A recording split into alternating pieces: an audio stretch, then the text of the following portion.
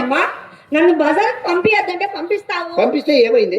ఏమైందండి ఊరికి వాళ్ళంతా చిత్రామ్యం గోడ చేస్తున్నారే. పెద్దమ్మాయిని వదిలిపెట్టి చిన్నదాన్ని నిన్ను వదిలిపెట్టి నన్ను అడిగారా? అవునమ్మా. నన్ను అడిగారంటే వాళ్ళ కాస్త కూస్తో కామశాస్త్రం గురించి తెలిసి ఉండాలి. ఎవరెవరో నన్ను అడిగింది ఏ పూజ నవ్వకూడదు పూర్తి అడ్రస్ రాసిస్తాను. అడిగారమ్మా? ఎంతమంది అడిగారు? ఒకళ్ళ ఇద్దరా? 100 మంది అడిగారే.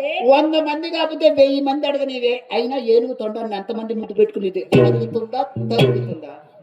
సరే సరే ఈ పిండ మర్చేంటి అమ్మా అలా గోడ చేస్తున్నారా? పరిగెత్తుకుంటూ ముందుకు పడ్డానే. ముందుకు పడితే ఎదర కావాలి మట్టి వెనక ఈపిని ఎందుకు పోయింది? ముందుకు పడి పక్కకు తల్లేవే.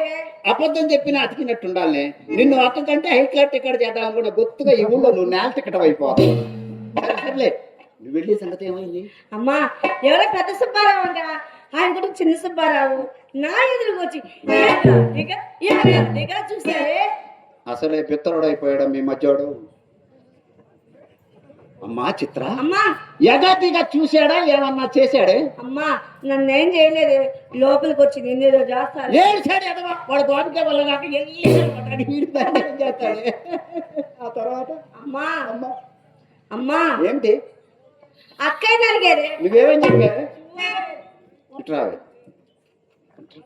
అది బాతకదు మళ్ళీ బాతకని ఏం చేస్తావు చెప్పాను. అమ్మా అక్కయ్య అడిగారే. ఏమని చెప్పావు? మేడ పైన సింగారించుకుంటానని చెప్పాను.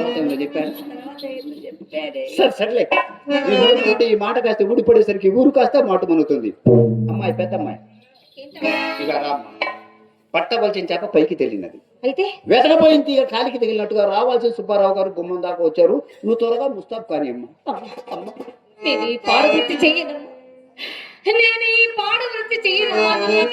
పాడు వృత్తి కాదమ్మా, ఇది మన కుల వృత్తి అమ్మా. కుల వృత్తి మానుకున్న గొవ్వల చెన్నాన్ని పెద్దలు ఏనాడో చెప్పారమ్మా. అమ్మా రంగస్థలపై కూతురు వాడినా వేసులకు మూతురు వాడినా చూసే దిక్కుండదు. పోయిస్తుండగానే 4 రాళ్ళు సంపాదించుకోవడం నా మాట వినమ్మా.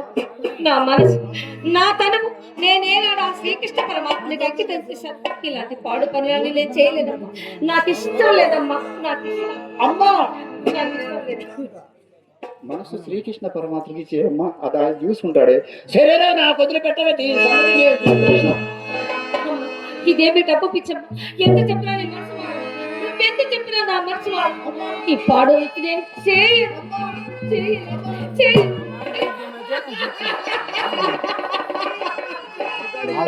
మాట వెంకరామరెడ్డి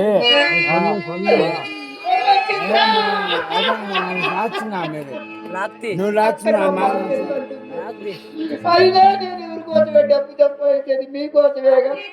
అక్కే నా మాట కొత్త పథకాలు ఎవరికోసం డబ్బు.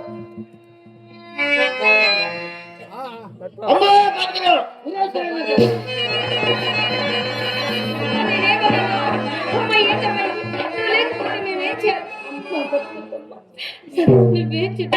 అదే చేస్తా.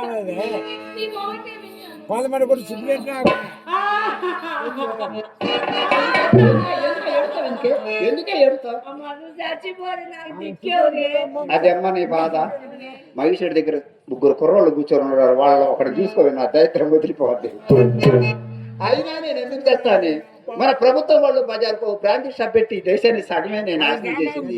ఈ దేశాన్ని పూర్తిగా నాశనం చేసిన దాకా నేను చాలు లేదమ్మా. అతను భయపెట్టికే. అమ్మా చిత్ర అక్క గదిలోకి వెళ్ళి పక్కేసి మల్లెపూలు తెల్లవే.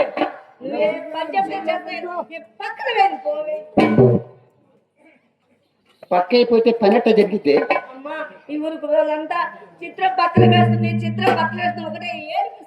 ఈసారి నిన్నెవరైనా మాట అడిగితే పదవిలో ఉన్నవాడి కంటే పక్కనేసేవాడికే పలుకు పడిపించు అని చెప్పు. అయితే వస్తావమ్మా. అమ్మా చెప్పవే. వాడు కాకపోతే 2 అడుగమ్మా. అమ్మా మన ఇంటికి వచ్చిన వాళ్ళందరూ అక్కని నిన్ను అడుగుతాడు. మొక్కలు మా అమ్మే నా కడుపున పుట్టకపోయినా నా గుణాలని చెప్పింది నీకేనమ్మా.